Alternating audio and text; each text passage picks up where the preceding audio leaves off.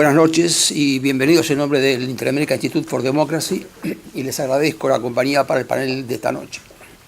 Como ustedes saben, el instituto fue creado hace más de 10 años con el objetivo concreto de promover las instituciones y los valores de la libertad en América Latina. En ese momento las circunstancias eran totalmente distintas, donde el socialismo del siglo XXI aparecía como una amenaza muy concreta. Hoy la situación, aunque no está terminada, ha cambiado totalmente. Y la pregunta es por qué entonces el instituto enfoca hoy en el tema de Medio Oriente. Y yo tengo dos circunstancias que me gustaría resaltar para ver por qué está justificado que el instituto se ocupe de un tema como el de Medio Oriente. En primer lugar, es la actitud general que existe en todo el mundo de incertidumbre, de imprevisión y de la imposibilidad de conocer el futuro, lo cual nos condiciona a todos suficiente. Y rastreando en la historia uno encuentra que en otras oportunidades la gente ha sentido la misma sensación de incertidumbre, de desconcierto, de que el mundo se cae, pero esta vez parece que la cosa es mucho más seria de lo que ha sido anteriormente. Esa es una primera circunstancia de por qué creo que es importante estar alerta a otras cosas. Y la segunda, que como decía José Antonio Maraval en su teoría del saber histórico, los hechos son históricos cuando causan efectos. Y hoy efectivamente los hechos causan efectos. Y él hablaba de una aceleración histórica porque hay muchos más hechos que causan efectos en la vida actual que la que pasaba hace 50 o hace 100 años. Es decir, el mundo se ha achicado y hay una aceleración histórica, por lo cual tenemos cada vez más hechos que nos afectan a todos. Y en consecuencia, Medio Oriente es un tema que nos importa efectivamente a toda la comunidad internacional en materia de la conducción del orden internacional. María Teresa Romero va a manejar la mesa, va a ser la moderadora, pero yo antes de entregarle la palabra quisiera saludarla. María Teresa Romero es la nueva embajadora de Venezuela ante el gobierno de Guatemala y creo que este es su último acto en el instituto. María Teresa, mucha suerte. Espero que no.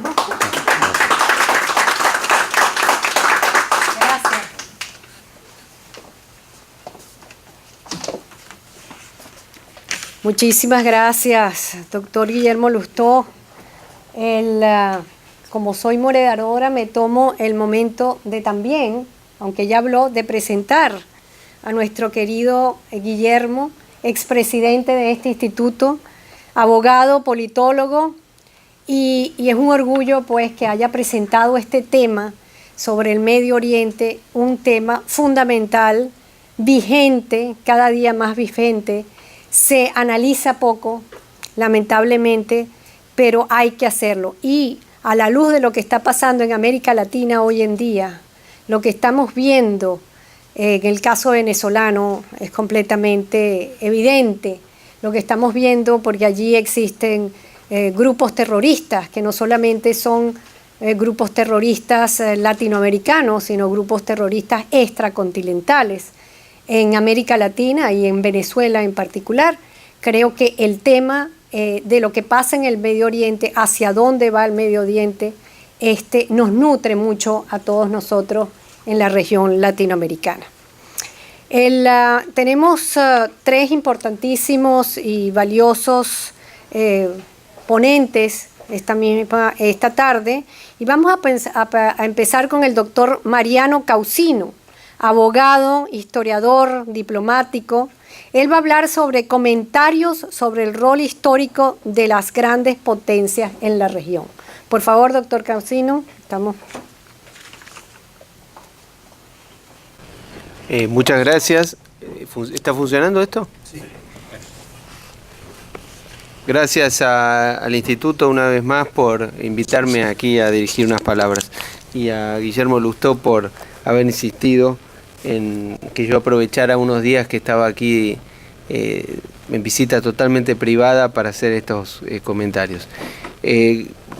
Debo decir que he violado una regla autoimpuesta que yo tengo hace mucho tiempo, que es no hablar sobre Medio Oriente, porque Medio Oriente es un tema extremadamente complejo, para el cual yo no siento estar en condiciones de dar ni charlas, ni conversatorios, ni clases, pero dado que era una ocasión en la que Guillermo me pidió y demás, yo por eso en el título le puse algo así como comentarios, creo que dice, ¿no? Comentarios sobre el rol de las potencias. Además yo no soy un experto en Medio Oriente, les digo sinceramente, ocurre que yo soy embajador de la Argentina en Israel. desde hace un año solamente, pero esa vivencia me hace conocer de alguna forma, de primera mano, esa realidad, pero es extremadamente difícil. Voy a hacer algunos pocos comentarios porque después me interesa escuchar a los panelistas. En primer lugar, yo he anotado aquí un tema que hay que tener en cuenta. El conflicto árabe-israelí hoy no es el eje central de la conflictividad de la región. No lo es. Si lo fuera en algún momento, hoy no lo es. Y en especial el conflicto israelí-palestino hoy no es el eje del conflicto regional. El eje del conflicto regional es el existente por una búsqueda de hegemonía en la zona, protagonizado por los países sunitas y el eje chiita. Y básicamente por los países árabes, en primer lugar Arabia Saudita, en segundo lugar Irán. El segundo tema que yo diría que hay que tener en cuenta es la situación en el caso de Israel. Israel hoy, todos los análisis coinciden en decir que tiene la situación geopolítica más favorable de su historia en términos relativos. Eso no significa que su posición geopolítica sea fácil, al contrario, es muy difícil. Pero hoy Israel tiene un acuerdo de paz con Egipto hace 40 años y con Jordania hace 25 años. Y además tiene de manera informal una relación muy positiva con los países árabes, especialmente con Arabia Saudita y los países del Golfo. Con Qatar es una situación distinta, pero básicamente con los países del Golfo. Con todos ellos coincide en una realidad de compartir un enemigo en común, que es el régimen islamista de Irán, surgido de la revolución que acaba de cumplir 40 años. Pero el punto tal es que el príncipe heredero de Arabia Saudita, MBS, ustedes saben, hace un año o un poco menos, en una entrevista en The Atlantic, él reconoció el derecho a la existencia del Estado de Israel, lo cual es un dato nuevo, diríamos. Otro tema que hay que tener en cuenta siempre es cómo se van modificando las situaciones, es decir, cómo es una zona del mundo que tiene un nivel de modificación permanente que dificulta el análisis y que hace que hay que ser extremadamente prudente. Otro punto importante es el hecho de que las categorías de estados nacionales no son equiparables a las que podemos entender nosotros, al menos en Occidente, porque la nacionalidad es un concepto diferente, o al menos que no tiene la misma significación histórica, porque en muchos de esos países, o la mayoría, son países que han surgido de la división resultante de la caída del Imperio Otomano después de la Primera Guerra Mundial y de la división que las dos potencias principales ganadoras de esa guerra, que habían sido Inglaterra y Francia, hicieron en el tratado Sykes-Picot de 1916. Esa división que se hizo de esa zona no está ajustada exactamente a las categorías históricas o étnicas o religiosas, teniendo en cuenta que cada una de estas palabras que yo estoy utilizando puede contener errores. Yo puedo decir étnico y ser un error, puedo decir religioso y implicar un error, porque cada palabra hay que tomarla en una consideración. Pero las dos potencias, Inglaterra y Francia, que eran las potencias más importantes en Medio Oriente, junto con Rusia, por supuesto, que especialmente tenía un rol muy importante en Persia, intentaron a lo largo del siglo XX mantener una preponderancia, especialmente la primera parte del siglo, pero esa situación de esas dos grandes potencias de Inglaterra y Francia se fue perdiendo, y el punto decisivo tiene lugar en el año 1956, cuando en la crisis de Suez queda demostrado que el gobierno norteamericano de Eisenhower no apoya a Francia e Inglaterra, y obliga, que habían atacado Egipto junto con Israel como consecuencia de la nacionalización del canal de Suez decretado por Nasser en ese mismo año. En esa situación lo que ocurrió fue que quedó claro que esas dos potencias ya no tenían el rol relevante sí, pero digamos el rol decisivo que habían tenido en la primera parte del siglo. Por supuesto que la aparición del petróleo como elemento decisivo en la zona modificó completamente la importancia de la región, y eso, no sé si el primero, pero un punto importante de esa situación tiene lugar cuando en 1945, en febrero, en el USS Quincy, tiene la reunión histórica que ocurre entre Roosevelt y el rey saudita, a la vuelta de la reunión de Yalta, en la que se firma un acuerdo, o por lo menos se sella un acuerdo, mejor dicho, decisivo, que rige hasta el día de hoy, en el cual los Estados Unidos obtienen su provisión energética de petróleo a cambio de las garantías de seguridad del reino de Arabia Saudita. Esa situación, por supuesto, que se mantuvo a tal punto que en un momento dado, ustedes saben que después del ataque, de la invasión, mejor dicho, de la Unión Soviética a Afganistán en diciembre de 1979, Carter hace un discurso en el Estado de la Unión en enero del 80, en el que dice que cualquier intervención en el Golfo Pérsico, con el intento de crear una nueva hegemonía, compromete los intereses vitales de los Estados Unidos. Ese es el discurso en el cual es una expresión de cómo queda claro esa situación esencial. Bueno, volviendo al rol de las potencias, otra situación que va cambiando es cómo el Estados Unidos y la Unión Soviética, por ejemplo, cómo fueron cambiando en posiciones con respecto a los países decisivos. Por ejemplo, un país clave es Egipto. Egipto es el país referencia en materia cultural del mundo árabe. Aunque tiene ese grado de liderazgo se ha ido perdiendo a lo largo de las décadas, porque Egipto ha ido perdiendo esa situación, especialmente desde la muerte de Nasser y 3 años antes la derrota catastrófica que tuvo Egipto en la Guerra de los 6 días en 1967. También, por supuesto, la tuvo Jordania y Siria. Pero los liderazgos posteriores a Nasser, el de Sadat y el de Mubarak, entendieron que la recuperación de las posiciones en la península de Sinaí eran imposible conseguirlas por la vía militar, y que tenían que hacerlo a través de un acuerdo con Israel que se logró hace 40 años, en 1979, cuando Sadat y Begin hicieron los acuerdos de Camp David junto a Carter. Ahora, en el año 70, la crisis del 73 confirmó esa teoría, pero en el año 73, en la guerra de Yom Kippur, como se la conoce en Israel, o guerra de octubre, como se la conoce en Egipto,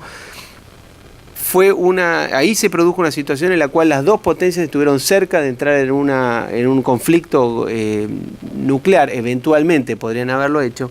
Y ese año marcó los límites de la política de détente entre la Unión Soviética y los Estados Unidos, porque en Medio Oriente se habían encontrado nuevamente en los bandos opuestos. En la guerra, yo tengo que avanzar muy rápido porque creo que no hay tiempo, pero estoy dando ejemplos de cómo las potencias tenían un juego u otro. La guerra de los 8 años de guerra entre Irán e Irak, en ese tema da para un seminario en sí mismo, pero ustedes ahí pueden ver cómo las dos potencias, de alguna forma, apoyaban y dejaban de apoyar a los dos países en pugna. Era una guerra que finalmente fue una guerra de un desgaste infernal, que después tuvo además una consecuencia que fue la primera guerra del Golfo, que fue consecuencia de la guerra Irán-Irak. Y guerra en la cual Kissinger en algún momento dijo que lo mejor hubiera sido que perdieran los dos, porque no era una situación irremediable. Ahora, cuando cae la Unión Soviética y cuando se derrumba el muro de Berlín y surge el nuevo orden mundial, por usar las palabras que utilizó el presidente Bush, el primer Bush, la primera guerra del Golfo, las dos potencias, la Unión Soviética y los Estados Unidos, concurrieron juntas a esa situación. obviamente que lideradas por los Estados Unidos, y esa es una guerra de necesidad. Claramente es una guerra en la cual se buscó corregir una situación que se había producido con una desestabilización absolutamente injustificada, y así fue aprobado en el Consejo de Seguridad cuando el 2 de agosto del año 90 Saddam Hussein invadió el Emirato de Kuwait, que fue como consecuencia de las deudas en las que había quedado inmerso ese país después de la guerra de Irán-Irak.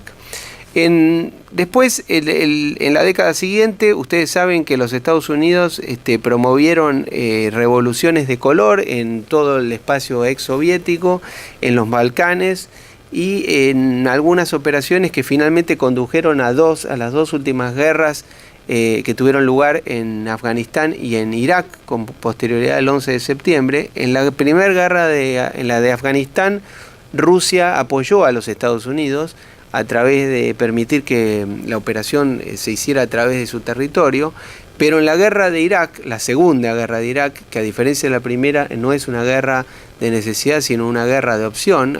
Para el que le interesa, hay un libro muy conveniente de Richard Haas, el presidente del Consejo de Foreign Relations de este país, que él escribió un libro que se llama precisamente War of Choice, War of Necessity, que compara las dos situaciones. Esa segunda guerra de Irak es una guerra en la que Rusia tiene una posición, China tiene una posición y los Estados Unidos tienen otra, pero los Estados Unidos fueron a la guerra de una manera unilateral, aunque en realidad acompañado por Inglaterra y otros países, pero fundamentalmente fue una guerra prácticamente unilateral.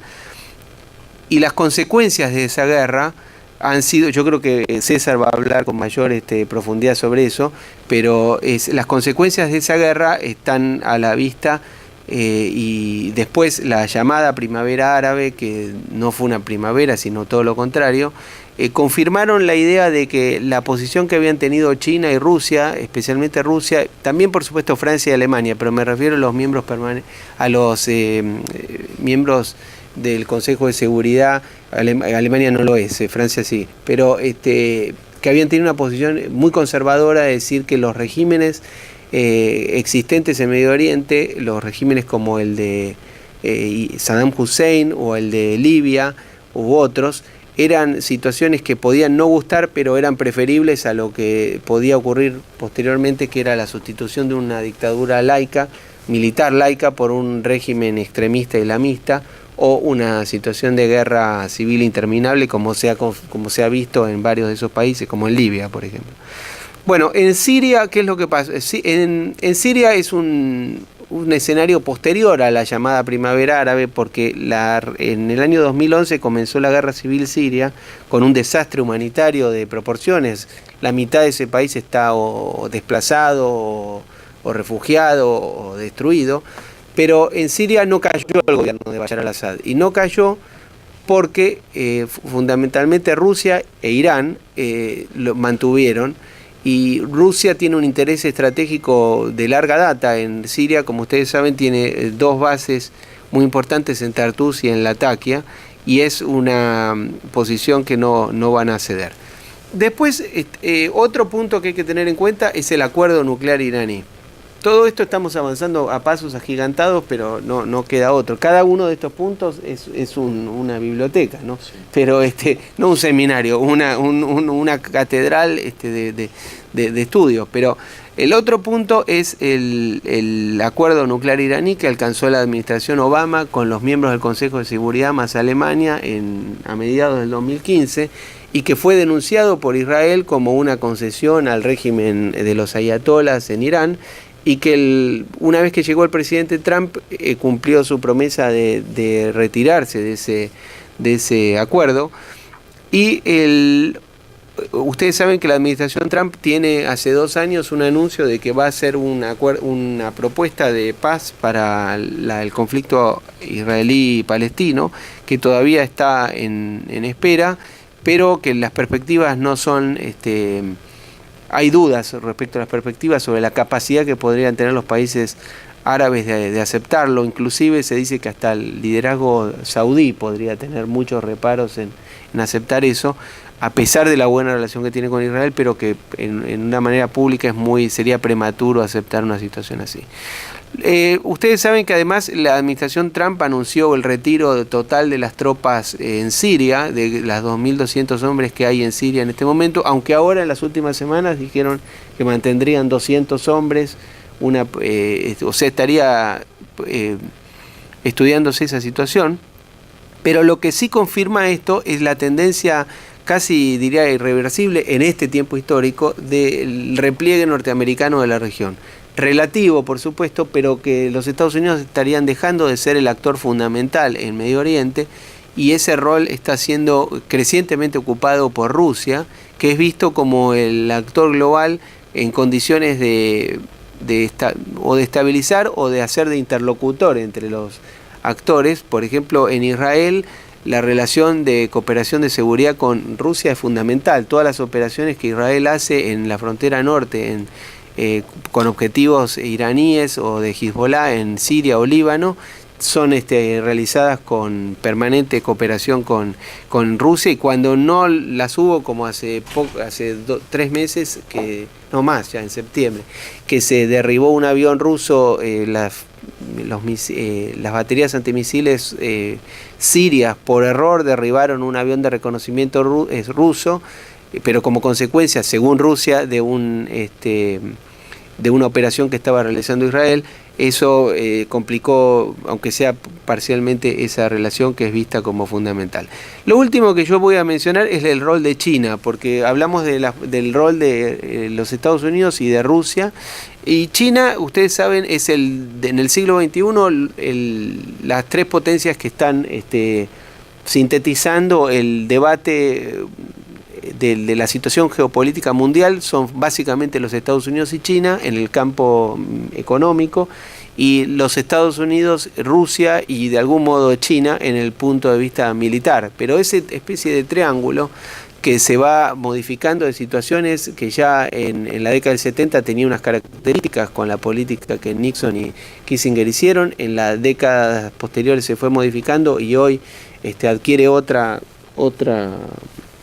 situación por los cambios relativos de esas potencias, del rol que ocupan en el mundo. Pero China tiene un rol creciente en Medio Oriente. Si bien es un actor lejano todavía, ustedes saben que China tiene una iniciativa que se llama la Belt and Road Initiative, que es una política tengo que ser muy cuidadoso con las palabras, pero es una iniciativa china, evidentemente, de tener un rol global importante, y es natural que así sea porque China es la potencia ascendente, y en Medio Oriente tiene un rol. En Medio Oriente lo que los chinos aparentemente están intentando es mantenerse equidistantes en la rivalidad entre sunitas y chiitas, es decir, entre los países árabes y del Golfo y Arabia Saudita y los países e Irán.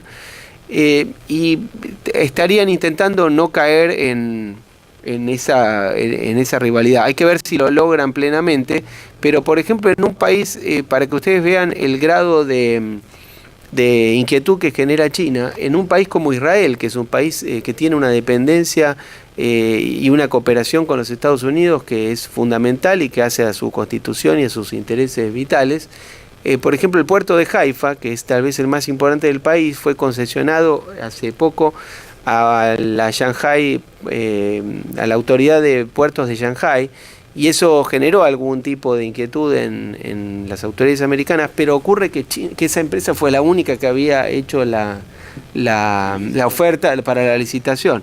De modo que el rol de China es inevitable. Y para concluir, yo lo que diría es que ustedes tengan en cuenta que en la estrategia nacional que presentó el secretario Mattis, cuando todavía era secretario de Defensa, el año pasado o el anterior, no recuerdo, él plantea que China y Rusia son las potencias rivales del siglo XXI de los Estados Unidos, y esa situación nada hace creer que pueda ser modificada en las próximas décadas, al menos que es el tiempo inmediato en el cual nosotros se supone vamos a vivir y podemos evaluar.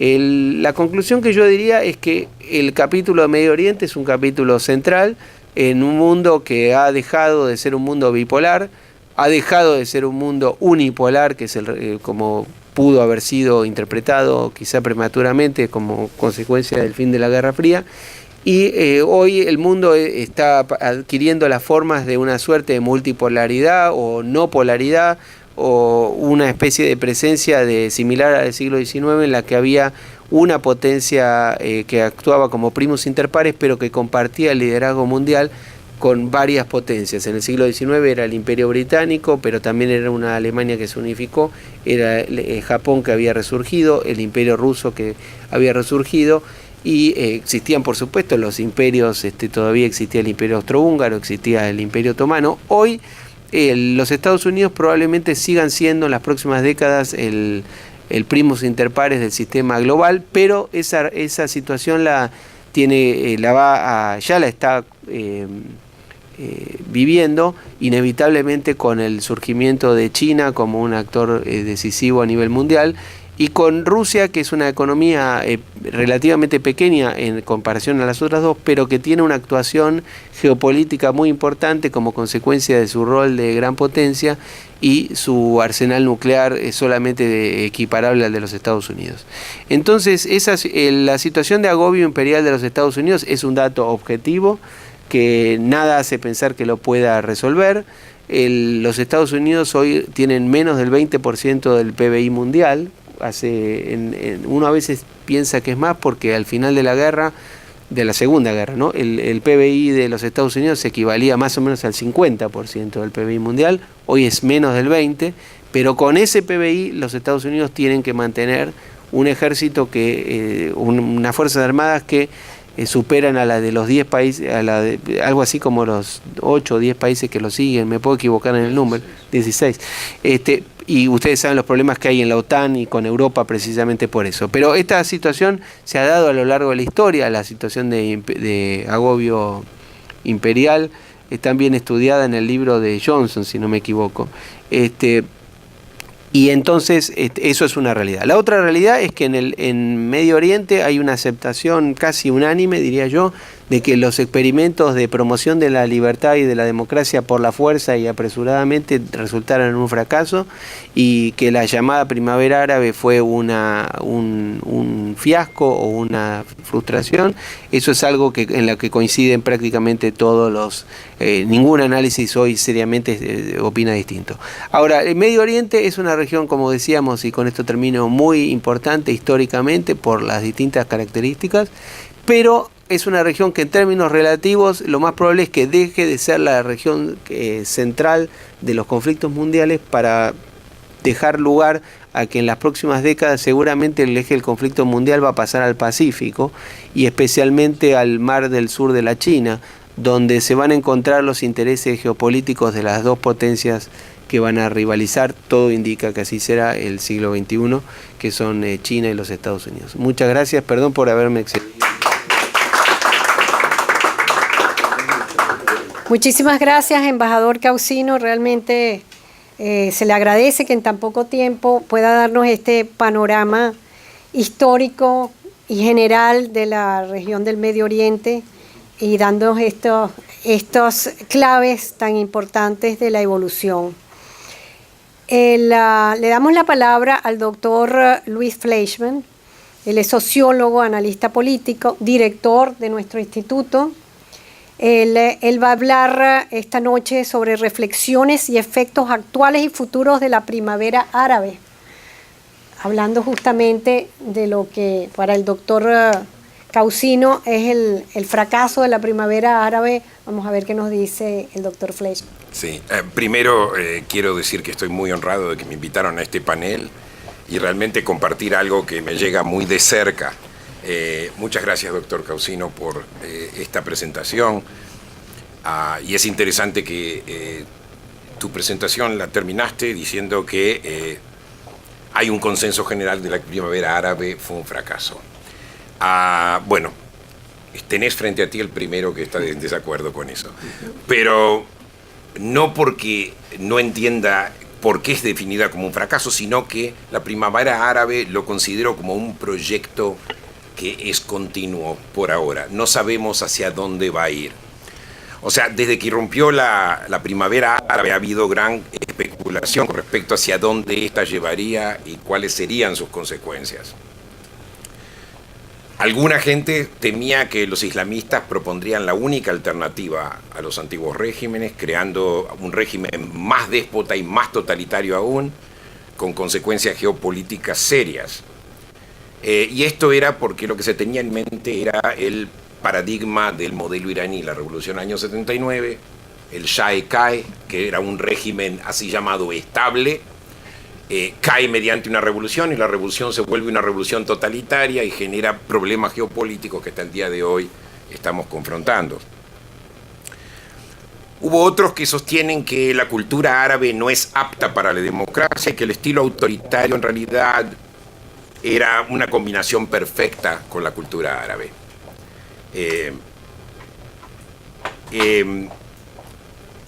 Y por otro lado, digamos, el argumento más común era que el antiguo régimen ofrecía cierta estabilidad y en este momento estamos en un caos total donde no sabemos a dónde vamos y estamos en una situación muy peligrosa. O sea, una especie de nostalgia hacia el antiguo régimen,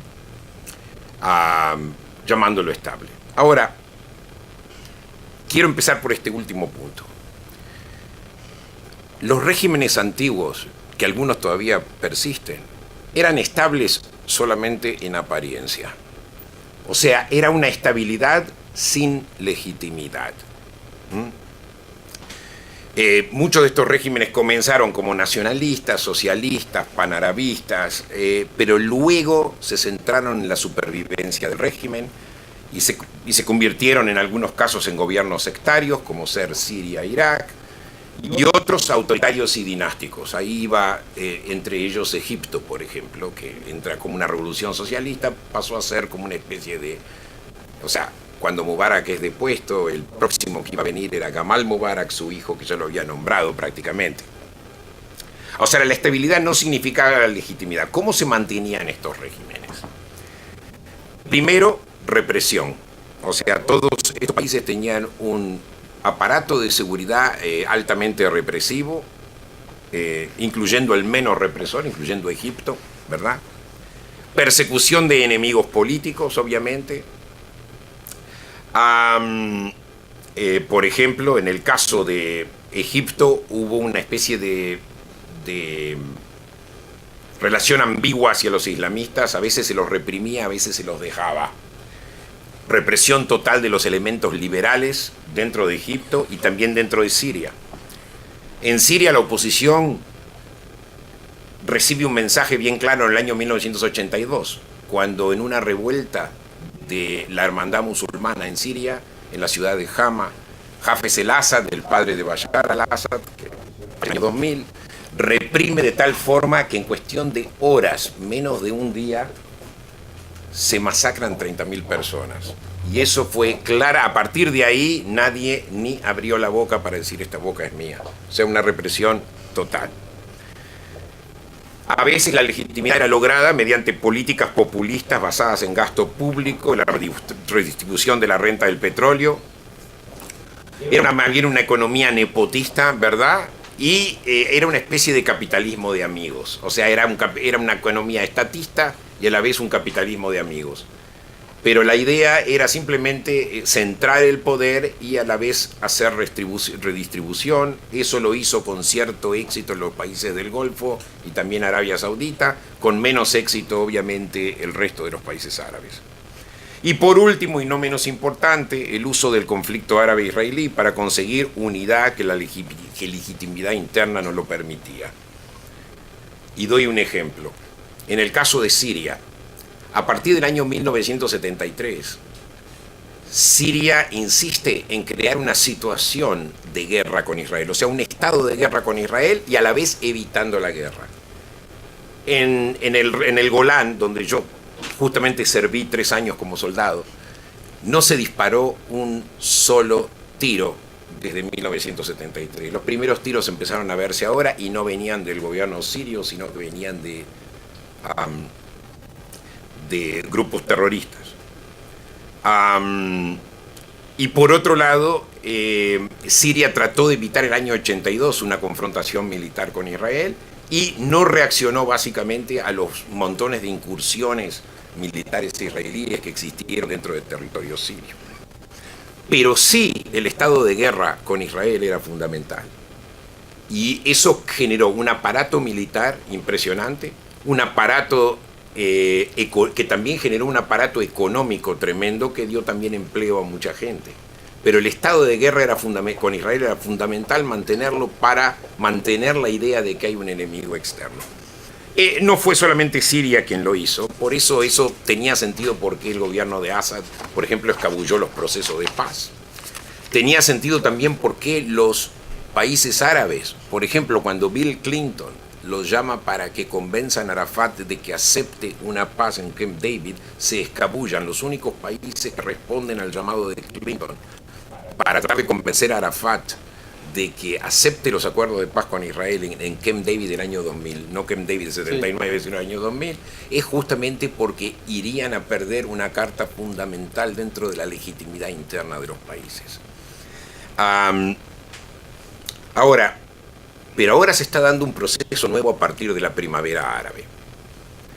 Por eso yo no la quiero llamar fracaso, sino como un proyecto, lo vuelvo a repetir. Pero entiendo perfectamente de dónde Mariano Causino viene, por qué dijo lo que dijo. Y lo entiendo perfectamente. La primavera árabe cambia los términos del contrato social entre los ciudadanos y el Estado. O sea, no es que se firma un nuevo contrato social, pero sí, en las circunstancias actuales, donde después de la primavera árabe existe represión, guerra civil, caos y muy poca democracia liberal, lo único, es verdad, existe represión, hay guerra civil, o sea, el caso de represión es en el caso de Egipto, que hay una vuelta a la represión, ¿verdad? En el caso de Siria y Libia hay guerra civil, ¿verdad? Pero a la vez, lo que los gobernantes árabes que todavía están, lo que no pueden ignorar esta vez es a la sociedad civil. Hay una especie de transición muy lenta entre los árabes como sujetos de un Estado autoritario a pasar a tener un poquito más de ciudadanía. Se perdió el miedo al régimen y el régimen eso lo siente. Es por eso que, por ejemplo, Jordania y Marruecos hicieron reformas políticas. A propósito, Marruecos, las reformas políticas eran solamente de palabra, pero en este momento están habiendo protestas. Hay una huelga de maestros impresionante hoy en día en Marruecos, justamente porque hay una sociedad civil movilizada que no existía antes de la primavera árabe. También hubo reformas en Jordania, muy, muy importantes. Por ejemplo, en mayo pasado, hubo una protesta muy grande debido a la incrementación de impuestos y aplicación de otras políticas económicas, que esas protestas incluyeron también tribus que en el pasado estaban asociadas al rey, a la familia del rey, ¿verdad? Los hashemitas. A raíz de eso, en junio pasado, el rey Abdallah reemplaza al primer ministro jordano y a la vez le otorga un perdón a los manifestantes que habían sido puestos en prisión y libera, está en este momento, hay un proyecto para liberar de 5.000 a 8.000 prisioneros políticos, y esa era justamente la demanda de la gente que protestaba. En Marruecos, hasta el día de hoy, las protestas justamente denuncian corrupción y denuncian la asociación del poder político con enriquecimiento ilícito. Esto era inconcebible más de una década atrás. Inconcebible. O sea, son procesos lentos, casi invisibles, pero en mi opinión muy importante. La crisis de la legitimidad de los gobernantes árabes es clarísima. Y como dije antes, lo que indica es que la gente ha perdido el miedo. Voy a agregar un poquito más después cuando hable del tema de la cultura árabe. Islamismo. Yo sé que Joseph Agee iba a hablar sobre el tema de islamismo, pero vuelvo al primer punto que yo mencioné, que es el hecho de que principalmente el primer ministro Netanyahu, decía que la primavera árabe no iba a llevar a una situación como la de Europa del Este, sino que iba a llevar a una situación parecida al año 79, que la única fuerza organizada que podía reemplazar a los regímenes, al régimen antiguo eran los islamistas. De hecho, resulta ser, y yo no soy para nada un apologista de los islamistas, al contrario, no le tengo la más mínima simpatía, pero reconozco de que los islamistas no han sido un grupo uniforme. Empecemos por Túnez. El partido Ennahda de Rachid Ghannouchi, ¿verdad? Recordemos, Túnez viene de una tradición más secular, ¿verdad? La plataforma de Ghannouchi es básicamente basado en la reafirmación del Estado de Derecho, las libertades individuales, el respeto de los derechos de las mujeres, el buen gobierno y el compromiso de combatir la corrupción. Bueno, yo sé que mucha gente dice eso y después no implementa. Pero el líder de Ennahda, que es el partido islamista de Rachid Ghannouchi, rechazó abiertamente, no solamente en la teoría, sino también en la práctica, el tipo de régimen religioso coercitivo estilo Irán o Talibán. El partido islámico de Ennahda, ¿verdad?, contrariamente a Morsi, que ahora voy a hablar de Morsi un momento, y a la hermandad musulmana, rechazaron todas estas concepciones antimodernistas, ¿verdad? Ellos formaron una coalición de gobierno junto con partidos seculares y trataron de trabajar juntos, crearon una constitución donde de alguna forma se establece una especie de separación entre mezquita y Estado. Muy interesante. Después del golpe de Estado contra la hermandad musulmana en el verano del 2012, la oposición trató de hacer lo mismo con Ennahda, que en aquel momento estaba en el poder. Y lo que hizo Ghannouchi fue justamente llamar al diálogo, y de alguna forma hubo una especie de diálogo interno que evitó una crisis mayor. No reprimió, y eso es algo muy importante. Es verdad que Túnez quizás sea un caso muy especial. En Egipto sucedió lo contrario. El régimen de Morsi simplemente intentó hacer lo que muchos regímenes intentan hacer ahora, usar la democracia para establecer un poder absoluto. Pero lo interesante es que hubo un golpe de Estado militar, ¿verdad?, que depone a Morsi, pero a la vez está apoyado por varios partidos políticos liberales que se oponen a la hermandad musulmana. Y de hecho el golpe de Estado recibe apoyo popular contra la hermandad musulmana, lo cual indica que la hermandad musulmana gana las elecciones justamente porque era el poder mejor organizado fuera del Estado. O sea, la hermandad musulmana ya controlaba los sindicatos, controlaba las asociaciones profesionales y controlaba las asociaciones universitarias, ¿verdad? Al ser el grupo mejor organizado, logran también ganar las elecciones, pese a que ellos no iniciaron la protesta contra Mubarak, ¿verdad? ¿Cómo estoy de tiempo? Muy bien. Más o menos. Ok. 10 minutos. ¿10 minutos más? No. Lleva 10 minutos. Ah, ok, está, perfecto. No, ya voy a terminar. En Egipto, entonces, lo que sucede es que a nivel popular se rechaza a la hermandad musulmana eventualmente debido a sus políticas relativamente autoritarias, o sea, de concentración de poder, ¿verdad? Ahora, es verdad que en este momento Sisi ha establecido un estado autoritario, no voy a decir algunos comentarios hacia el final, pero el Partido de Justicia y Desarrollo en Marruecos también se acomodó a la clase urbana secular, se centró en la economía y la lucha contra la corrupción, e incluso mostró flexibilidad cuando abordó el tema del aborto. Muy interesante. Ahora, ¿por qué sucede eso? Uno puede decir que los grupos islámicos saben que son temidos y por eso ellos tratan de poner una cara buena para engañar. Pero yo pienso que el problema principal es que ellos saben que un régimen islamista no va a conseguir y no va a lograr legitimidad. y que de hecho en este momento la demanda de los vamos a ser ciudadanos, como los aspirantes a ciudadanos árabes quieren, es justamente una mejora de la situación económica, crítica a la corrupción, más transparencia, etcétera, etcétera.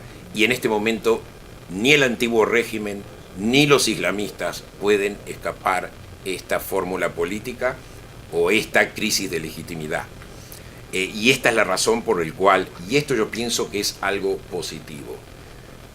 Por último, lo que quiero decir es que el desastre donde los islamistas ganan es justamente en situaciones anárquicas, donde toman el poder por la fuerza, como fue el caso de ISIS en Siria, en Irak y donde conquistaron territorios, ciertos territorios, no todos los territorios. Pero lo interesante fue que gente que vivió bajo el régimen de ISIS no es una experiencia que ellos quieren repetir. Esto se sabe por testimonios, después de que los territorios de ISIS fueron liberados, de la represión terrible que vivieron bajo el régimen de ISIS. O sea, en ese sentido el islamismo extremo creo que es rechazado por la así llamada, yo la llamo sociedad civil árabe. Yo sé que también es un proyecto en desarrollo. En Libia, por ejemplo, a raíz de eso tampoco los islamistas ganaron demasiados escaños en las elecciones que tomaron lugar hace unos años, cuando en realidad se predecía que ellos iban a ganar.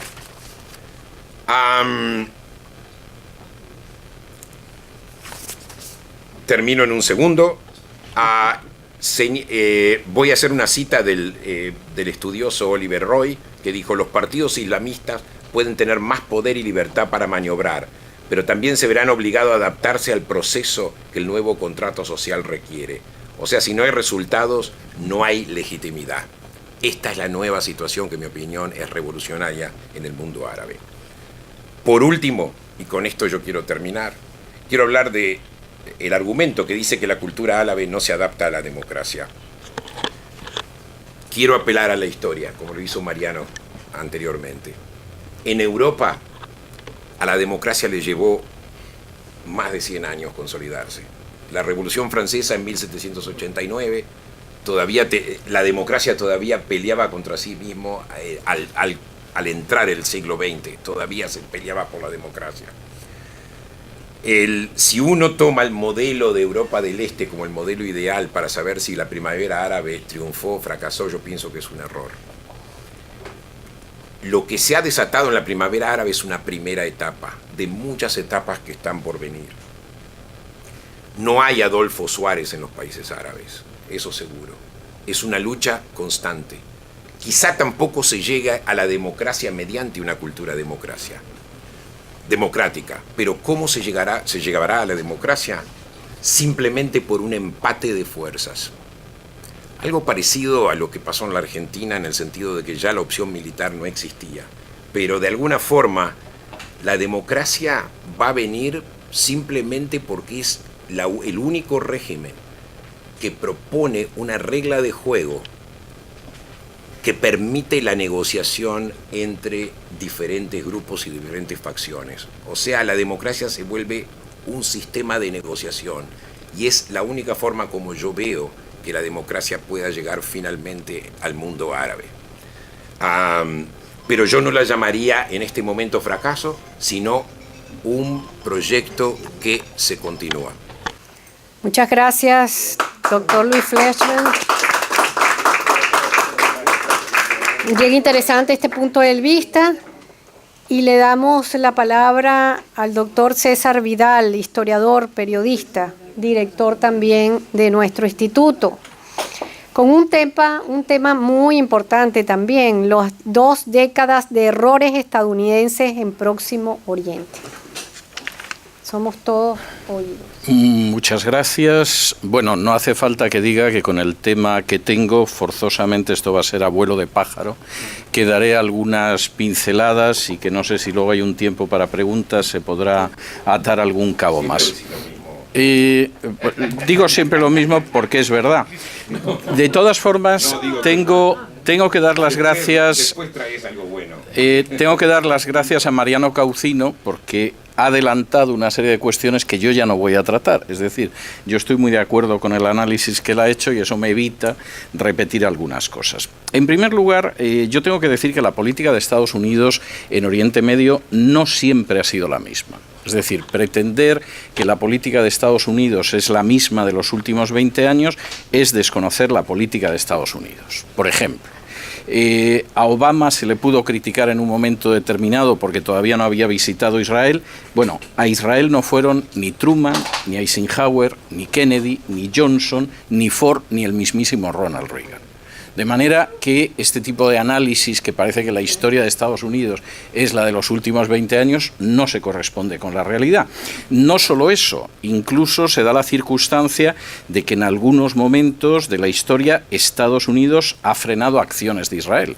Israel, en la guerra del 56, toma la península del Sinaí y se ve obligado a retirarse de la península del Sinaí por presiones de Estados Unidos. De modo que la política de Estados Unidos no siempre ha sido la misma. Es verdad que ha mantenido unas relaciones amistosas con Israel, pero que no son tan claras en las primeras décadas del Estado de Israel. Es verdad que ha sostenido, al menos en teoría, menos en la práctica, la idea de una solución de dos estados en el caso de Israel y Palestina, y es verdad que ha mediado en ocasiones, yo creo que muy positivamente, como fueron los acuerdos de Camp David entre Israel y Egipto. Pero la posición de Estados Unidos ha variado y lo ha hecho generalmente en torno a los intereses de Estados Unidos. Esa situación cambia de manera radical, y yo quisiera decir que además creo que de manera muy trágica, con el final de la Guerra Fría. Yo tengo la sensación de que en buena medida la política de Estados Unidos exterior en los últimos 20 años no ha sido la mejor de su historia por dos razones. Ganan la Guerra Fría cuando nadie se lo espera, porque ahora todo el mundo dice que veía que iba a caer la Unión Soviética, pero la verdad es que todos nos quedamos sorprendidos de la caída de la Unión Soviética, y ahí se produce un fenómeno de mala digestión, es decir, no se digiere lo que ha sucedido. Es más, hay gente que sigue utilizando los paradigmas de la Guerra Fría todavía, cuando la Unión Soviética cayó en los años 90 del siglo pasado, y además no se han aprendido las lecciones de la Guerra Fría. Y este es otro de los elementos que acaba siendo muy costoso. El cambio de paradigma se produce por eso, es decir, no hemos digerido la Guerra Fría, no hemos aprendido las lecciones de la Guerra Fría y por el contrario creemos que vamos hacia un mundo absolutamente monopolar donde Estados Unidos va a poder hacer muchas de las cosas que quizá deseó hacer en otra época, pero que ahora parece que sí.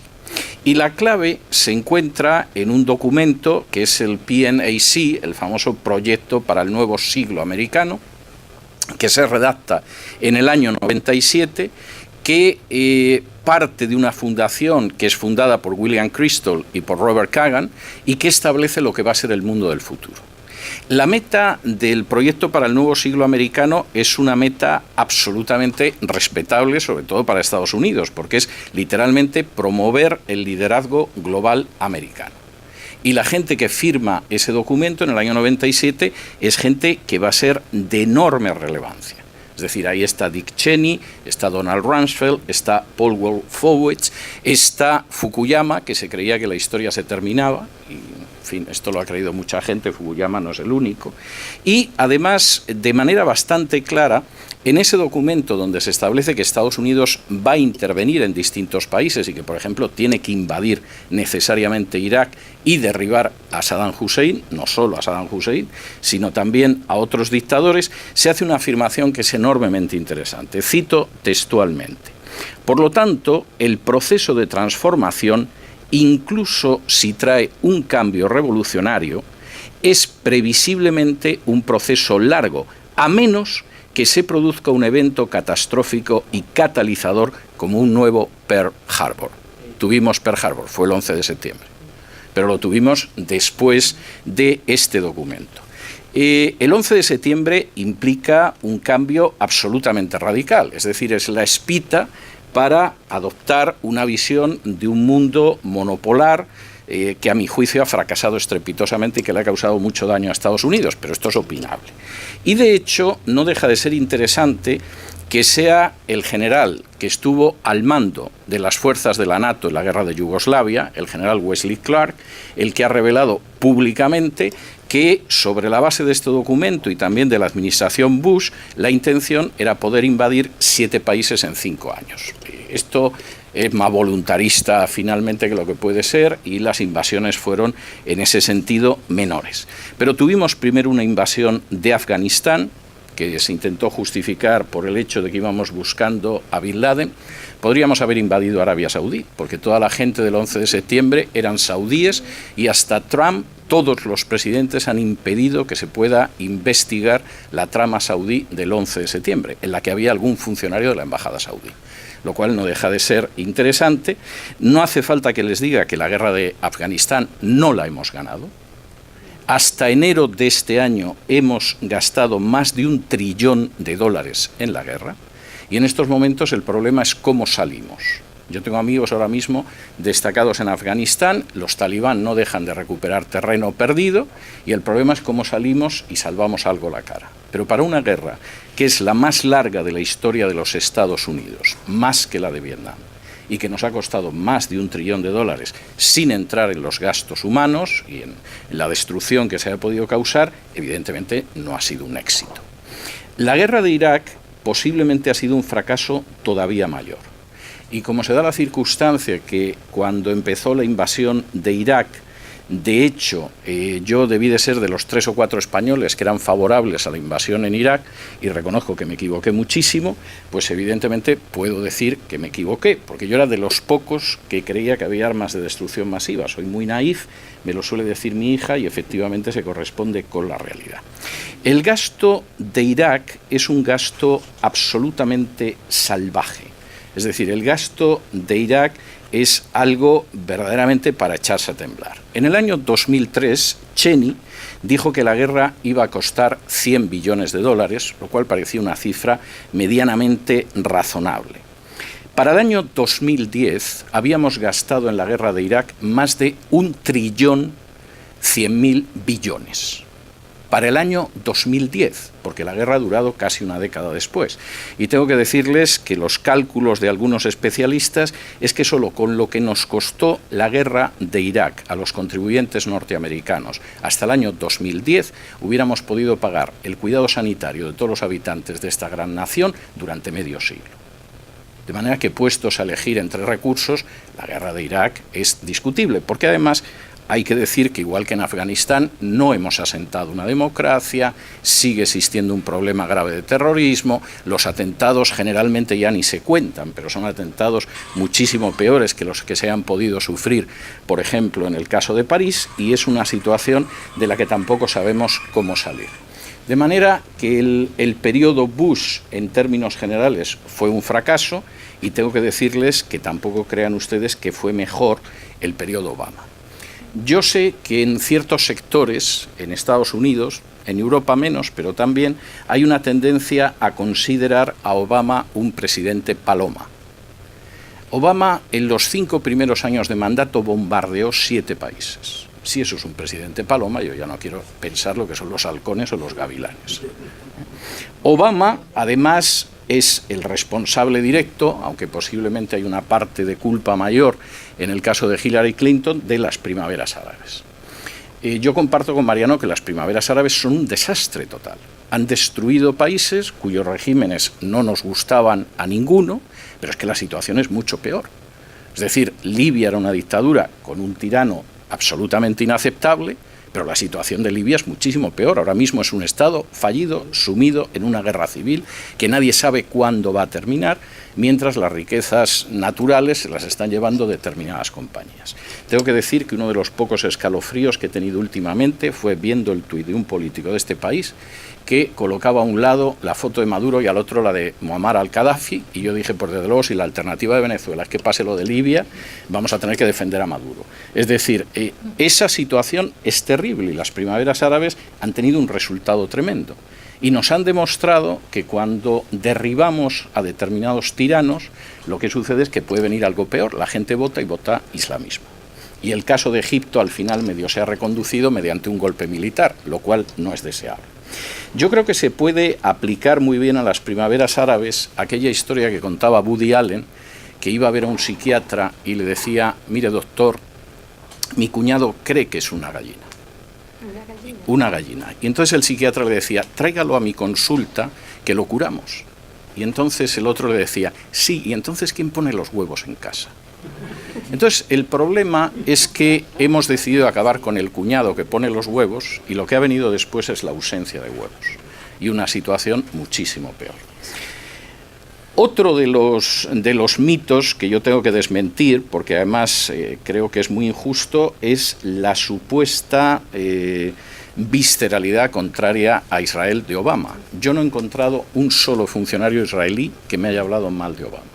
Es decir, seguramente no había buena química entre Netanyahu y él, lo que es comprensible conociendo a los dos, pero durante el primer mandato, durante los 3 últimos años de su mandato, Obama aumentó la ayuda a Israel cada año hasta llegar a los 10 billones de dólares, lo que implicaba cubrir el 20% del presupuesto de defensa de Israel.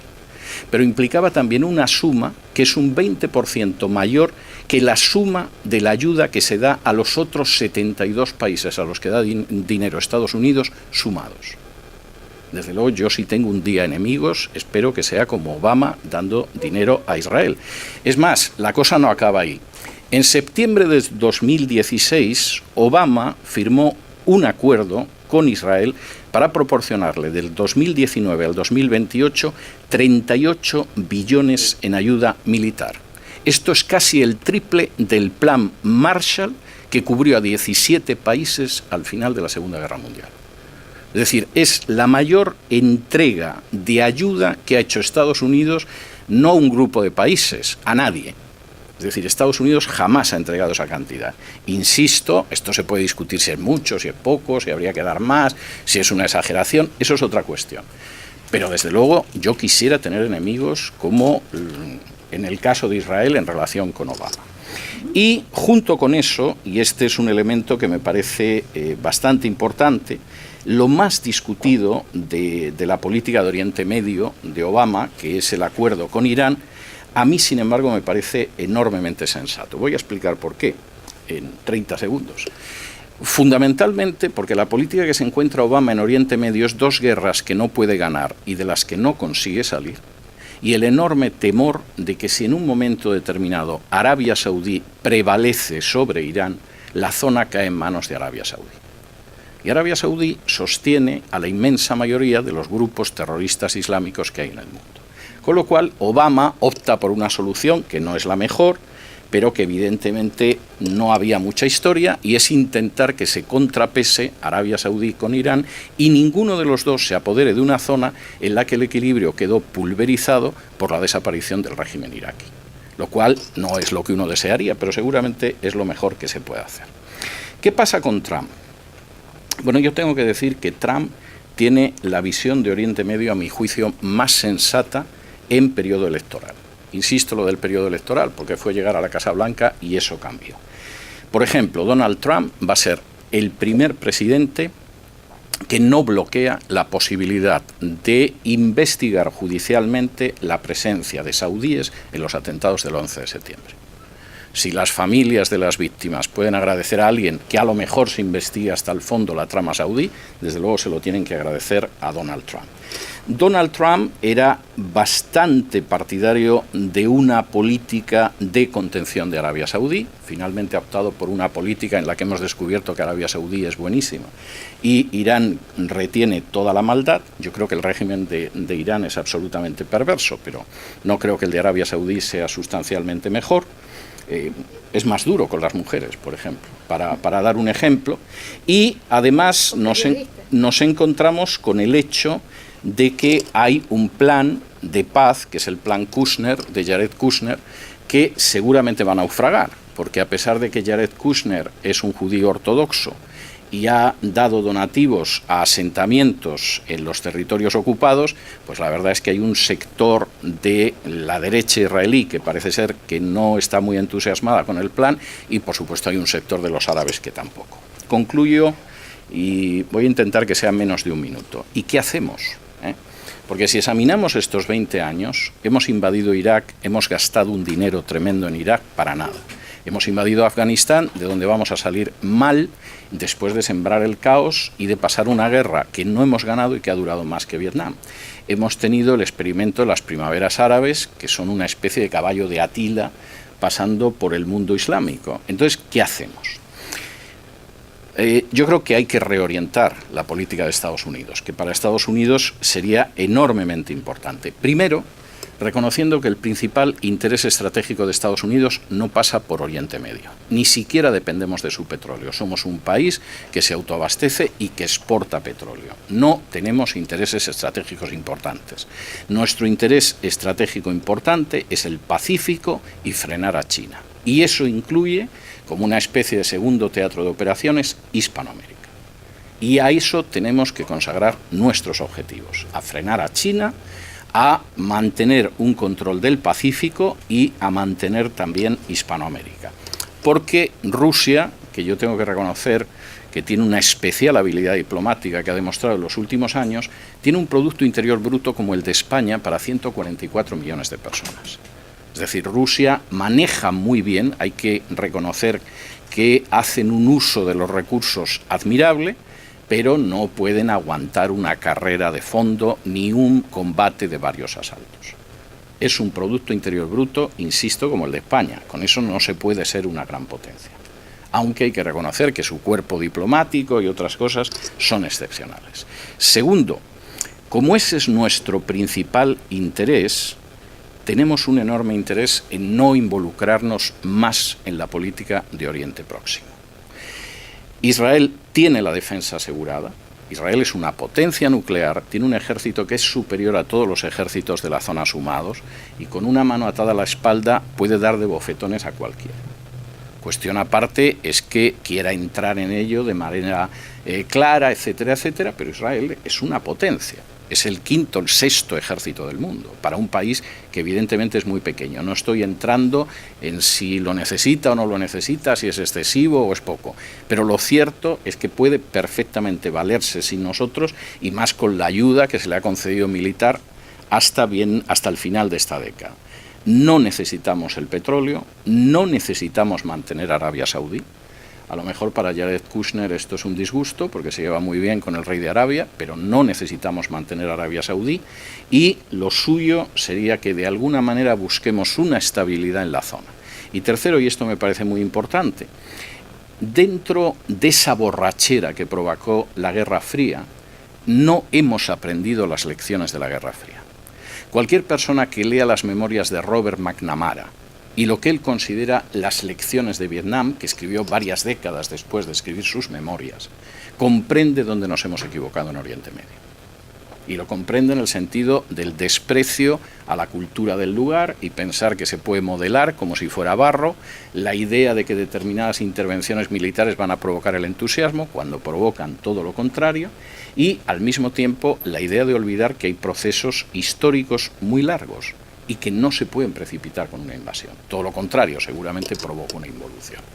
De modo que, finalizando, yo creo que hemos tenido 20 años que no son los mejores de la política exterior de Estados Unidos, ha habido décadas mucho mejores, que el gasto es absolutamente inasumible y que tenemos que reorientar claramente cuál es la estrategia principal y aceptar, y coincido aquí con Mariano, que efectivamente Oriente Medio en estos momentos es un espectáculo muy menor.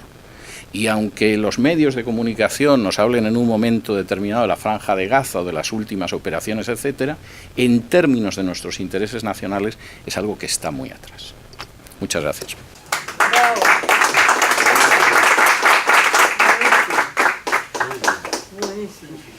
Muchísimas gracias a los tres. Yo creo que esta ha sido tres excelentes exposiciones y ya tenemos personas que quieren preguntar y debatir. Guillermo, por favor. César, cuando Estados Unidos invadió Irak, hubo dos catedráticos, uno fue Michael Ignatieff y el otro fue Fares Zakaria, que plantearon cuál era el concepto de democracia que querían extrapolar. Porque si el concepto de democracia era que hubiera elecciones, era posible que lo consiguieran, él creía que el resultado iba a ser peor para Estados Unidos, sí, pero que la democracia como forma de vida era imposible llevarla por la cultura islámica. ¿Cuál es tu opinión? Yo creo lo mismo. Vamos a ver. Yo lamento que muchas de mis conclusiones son escépticas, por no decir abiertamente pesimistas, pero es que yo creo que hay determinadas instituciones que no funcionan con determinados contextos culturales. Pensemos simplemente en Hispanoamérica. Es decir, Hispanoamérica, desde la emancipación, o sea, estamos hablando de 2 siglos largos, ha intentado fundamentar regímenes democráticos, además con declaraciones de independencia que le ponen a uno un nudo en la garganta. Bien, esa es la realidad. Pero luego el problema, como yo suelo decir, no es el país ni el paisaje, sino el paisanaje. Y si el paisanaje no tiene determinadas características culturales, es muy difícil que los regímenes democráticos se asienten. Y entonces eso pues al final te explica por qué en el norte de Europa no ha habido ningún problema y en el sur, en cierta medida, a veces uno se pregunta si el problema no existe, y lo mismo sucede en el continente americano. Si eso sucede con culturas que son occidentales, que tienen bastante similitud con las otras culturas, etcétera, y llevamos 2 siglos de bandazos, pues ¿qué va a suceder en el mundo islámico? Que es una cosmovisión totalmente distinta, donde, por ejemplo, el concepto de derechos humanos no existe, existe un concepto de derechos humanos islámicos que es distinto, y existe una cultura diferente. Y yo creo que muchos de los cálculos que se hicieron antes de la invasión de Irak eran correctos, es decir, la idea era: va a haber elecciones, pero es muy posible que quien salga reforzado sean los grupos islámicos, porque el contexto es ese. Ahora, dentro de 200 años eso puede ser distinto, a lo mejor, pero yo no voy a estar.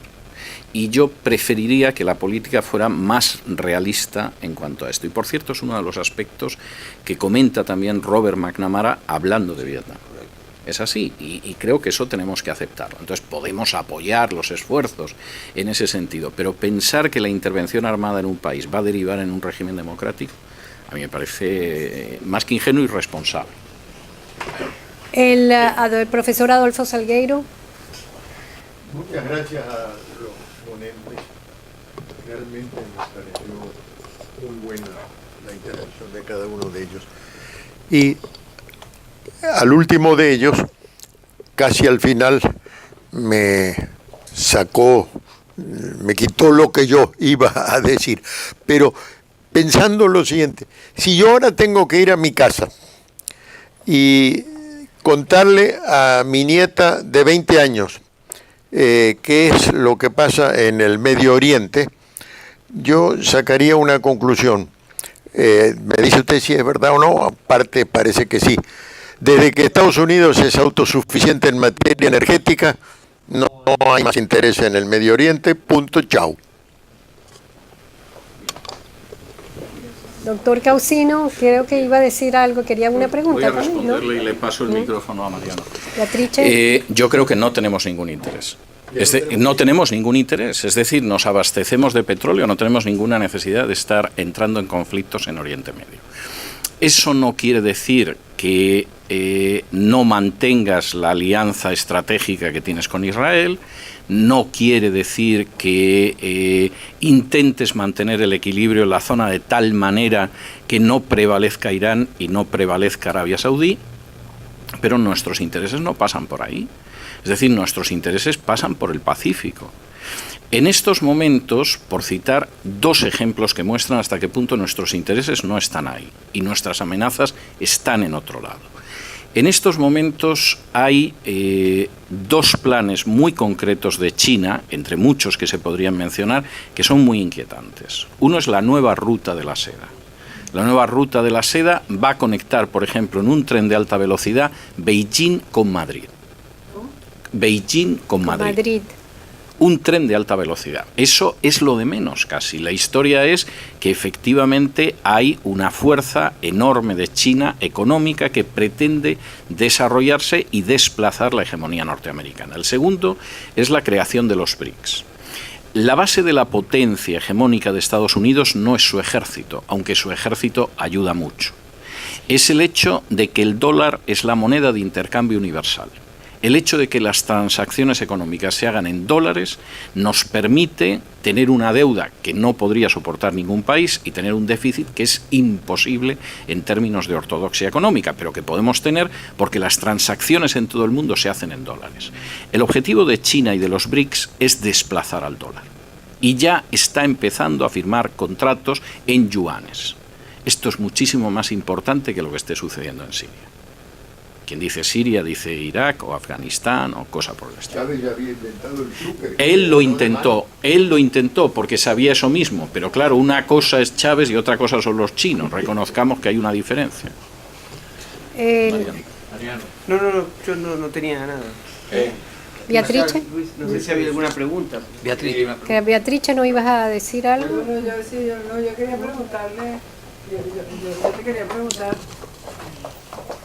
siguiendo con el tema, coincido completamente, una intervención brillante, pero te quería preguntar, tú que estudias a fondo la región, ¿tú ves algún líder emergiendo allí, aunque me perdí la intervención del embajador Causino, que a lo mejor lo dijo, tú ves que aparezca alguna potencia que pueda servir como el quien establece el balance de poder en esa región?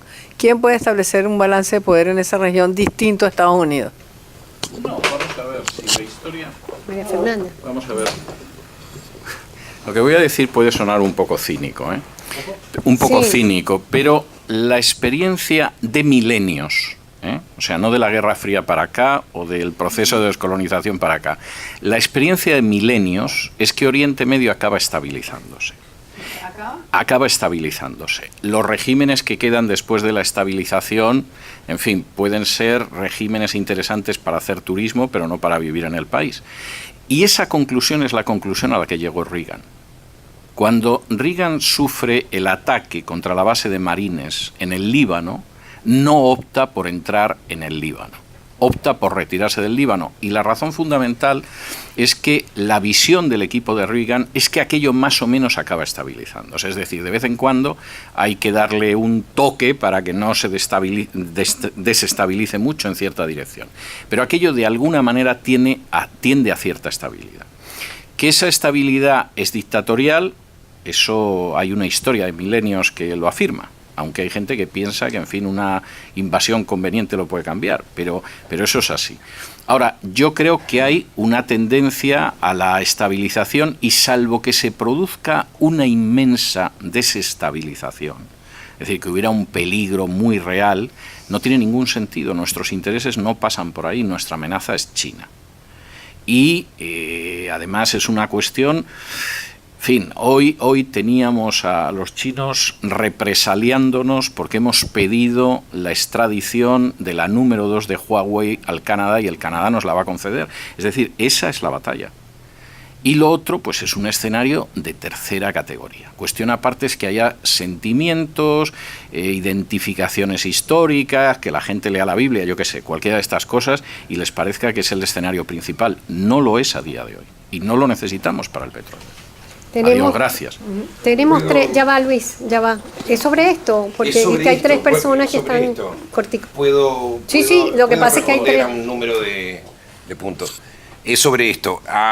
Primero yo quería decir una cosa. Estoy de acuerdo con César de que muchas regiones del mundo son importantes. Y de hecho, por primera vez estamos viendo, y lamentablemente es la administración Trump la que está llevando a cabo en este momento, la política en Venezuela, que en realidad ni Bush y menos Obama, en ese sentido era un paloma hasta tal punto de, o sea, el acuerdo absurdo que hubo con Cuba, y ahora finalmente estamos entendiendo, y lo dijo John Bolton el domingo, en una entrevista, de que sí, Venezuela es parte de nuestro hemisferio y es importante.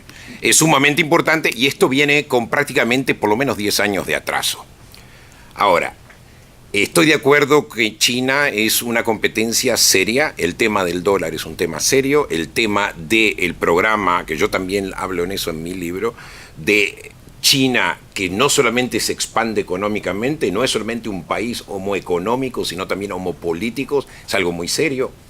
Y lo mismo con Rusia, que lo único que tiene es poder militar, pero lo suficiente en este momento para estar en Siria. Todo eso que dijo César es correcto.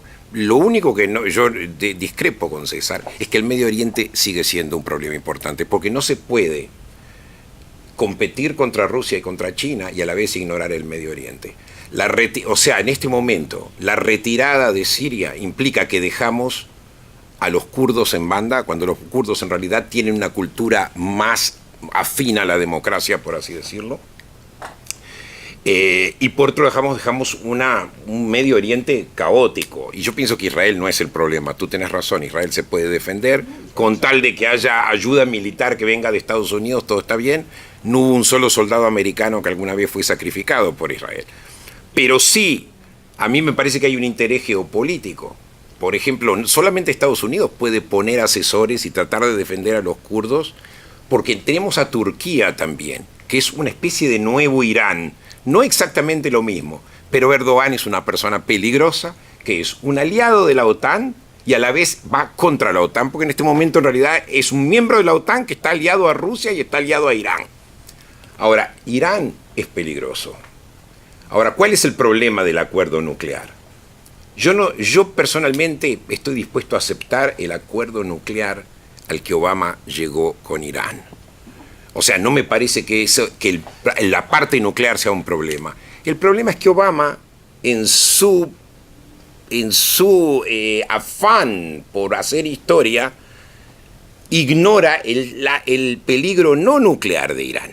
Y en este momento tenemos a un Irán que está apoyando fuerzas subversivas y proxies en todos lados. 7, 8 países. En Yemen...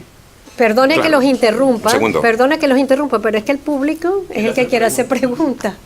Entonces, Entiendo si eso vamos a perfectamente, contestar pero los yo ponentes, porque también esta parte de la otra pregunta, o sea, las preguntas no solamente iban para César, iban para el panel, ¿verdad? no, pero es que estamos, no, Entonces, la regla ahora es que el público Perfecto. pregunte y si ustedes No hay quieren problema. responden atrás. O sea, Por- y con esto termino, el acuerdo con Irán simplemente desconoce a Irán como un actor subversivo y esto es algo que queda pendiente. Hasta el punto de que está Por favor, influyendo César. incluso al gobierno de Maduro. Por favor, Sí. César, vamos Bueno, a hacer estamos una en cosa. desacuerdo, Primero César. está el señor de atrás, después tú y después está Enrique. El señor de atrás. ¿Qué tal? Buenas tardes y gracias a todos los panelistas. Una pregunta, dos preguntas muy rápidas en una prácticamente. La primera para Mariano y para César, y es desde el punto de vista estratégico, ¿cuál es la opinión que tienen ustedes sobre mover la embajada de Estados Unidos en Israel a Jerusalén, número uno? Y la segunda, César, ¿cuáles son las chances que le ves al yuan en convertirse en una moneda líder compitiendo con el dólar cuando está respaldada por un país cuasi dictatorial? O sea, ¿lo ves como una posibilidad concreta? Esas son las dos preguntas. Les agradezco que hagan los tres las preguntas y después contestan. Yo creo que es más ¿Seguro? fácil así. Ok. Mira, a mí me parece interesante algo, yo simplemente lo voy a dejar planteado al panel. Pero tú acabas de decir, César, que el presidente Obama, y yo no quisiera personalizar el tema, yo quisiera responsabilizar en todo caso a la administración del presidente Obama o en todo caso al establishment demócrata y por otro lado al establishment republicano, si es que se puede hablar de eso y no de un solo establishment americano. Si le da 38 billones de dólares a Israel y le da 150 millones de dólares a los iraníes, chiitas. Bueno, ok, Por favor. esa era la pregunta. Entonces, ¿será entonces que ese establishment demócrata en cabeza del presidente Obama tenía entonces algún interés en proteger el resto de los países de la Liga Árabe en cabeza de ese mundo suní que maneja Arabia Saudita, por ejemplo? Y entonces se podría decir que los demócratas son un poco más sunitas en este tema del Medio Oriente. Ok, no, sí. Le pregunto a César, ¿crees que hay decisión de los Estados Unidos de frenar la influencia, la presencia de China en América Latina? Y otra inquietud, sin ser un experto, uno piensa, después de haber estado en Ciudad del Este y luego aquí en Venezuela, la entrada de terroristas hacia Colombia y hacia los Estados Unidos. ¿Eso no es algo fácil de evidenciar? Okay. ¿Alguno más quiere hacer una pregunta? Para que contestemos, Mariano. Preguntaban por la embajada. ¿Alguien más quiere hacer una pregunta? Bueno, aquí se han tocado varios asuntos que son complejos. Yo ahora voy a contestar la pregunta que me hacía Roberto por el tema de la embajada. Quería hacer un comentario sobre el acuerdo iraní.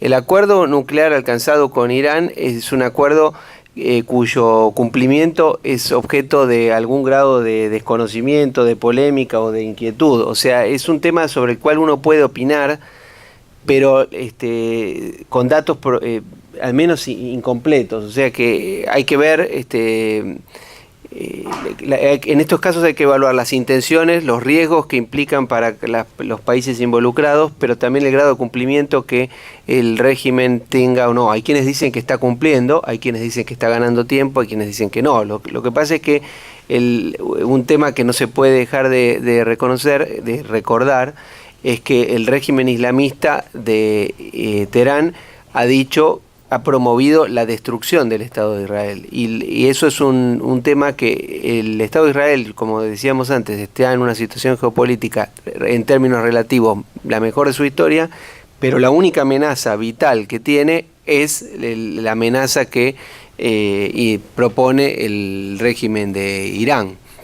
Entonces, si eso es cierto, el tema es un tema mayor, y la influencia de la colectividad judía en este país es muy importante, de modo tal que es un tema de política doméstica el rol de la colectividad judía, de modo tal que todos estos temas están vinculados, y por eso yo creo que hay que ser muy prudente por eso yo uso la palabra relativa a cada rato, porque para ponerlo en un contexto, yo creo que Medio Oriente ha sido una región de extrema importancia y que esa importancia está declinando en términos relativos, pero eso no es algo que ocurre de un día para el otro. Sino que hay que evaluarlo en el tiempo. Con respecto al tema de la embajada, yo no voy a hacer una opinión sobre ese tema. Lo que sí puedo decir es lo siguiente: los últimos 4 o 5 presidentes norteamericanos en su campaña electoral prometieron mudar la embajada a Jerusalén. Trump lo único que hizo fue, la diferencia entre Trump y los otros es que lo cumplió, pero los otros lo habían prometido todos. El traslado de la embajada es un reclamo que el gobierno israelí hace desde siempre, y es razonable que así lo hagan, y es entendible que lo hagan. La comunidad internacional en su mayoría ha optado por no cambiar esa situación. Lo que pasa es que han cambiado esa situación 3 países, entre ellos el más importante de la Tierra, que es Estados Unidos. Después mudó su embajada a Guatemala y mudó su embajada el Paraguay, pero Paraguay volvió a Tel Aviv a los pocos meses. Hay rumores de que algunos países de Europa del Este podrían hacerlo, pero todavía no hay nada firme. Ha habido, en una reunión que tuvo lugar hace un mes más o menos, del grupo Visegrad, que son los gobiernos de República Checa, Eslovaquia, Polonia y Hungría. Tuvo la primera reunión fuera de Europa en Israel con el primer ministro Netanyahu, y allí 3 de esos países anunciaron que van a abrir oficinas comerciales o de representación o culturales o con otra denominación en la ciudad de Jerusalén, lo cual es visto como un paso intermedio pero no definitivo. Por supuesto que los palestinos han rechazado eso, y los países árabes han rechazado esa situación, y es un tema inevitable. Lo que yo les puedo decir, en el caso del gobierno argentino, lo que ha hecho es, cuando se votó en la Asamblea General, se votó una resolución de condena a esa decisión. El gobierno argentino se abstuvo en esa votación, lo cual fue una manera de expresar que nuestra voluntad es mantener la propuesta que sostiene la comunidad internacional en su conjunto, en términos enormemente mayoritarios, de que el estatus de Jerusalén debe ser alcanzado una solución pacífica, negociada y sustentable en el tiempo, es decir, que sea aceptada por las partes y que no genere este tipo de situaciones. pero que nosotros no tenemos nada que opinar sobre lo que hace un tercer país sobre su representación en otro país. Esto es lo que dijo el gobierno argentino. Lo que yo pueda opinar a nivel personal es algo que no tiene importancia porque primero que no tiene absolutamente ninguna importancia, que es lo que yo opino, pero además si yo lo dijera comprometería en un sentido o en otro y no corresponde que yo lo haga. Por mi parte de no ser embajador. Vamos a ver, yo no tengo ningún problema en el plano teórico para desplazar las embajadas a Jerusalén, pero creo que es prematuro. Y creo que es la razón por la que mayoritariamente la comunidad internacional no lo ha hecho. Es decir, Jerusalén, al menos una parte de Jerusalén, está sometida a un contencioso y, lógicamente, tomar una decisión sobre una ciudad que todavía no se sabe cómo va a quedar, pues evidentemente es muy delicado desde el punto de vista del derecho internacional. ¿Qué hubiera hecho yo si hubiera sido presidente de Estados Unidos? Que es algo que, por supuesto, a Dios gracias, no voy a ser nunca. Yo hubiera reconocido la capital de Jerusalén para el Estado palestino y para Israel. Es decir, hubiera aceptado la capitalidad en los dos casos, lo cual respeta el hecho de que Israel trasladara la capital de Tel Aviv a Jerusalén y al mismo tiempo reconoce que ahí existe esa situación. Pero yo creo que lo más prudente es no dar ese paso hasta que eso se solvente, y jurídicamente eso yo no le veo el fin, porque los acuerdos de Oslo murieron a finales de los 90 y no veo que vayan a resucitar.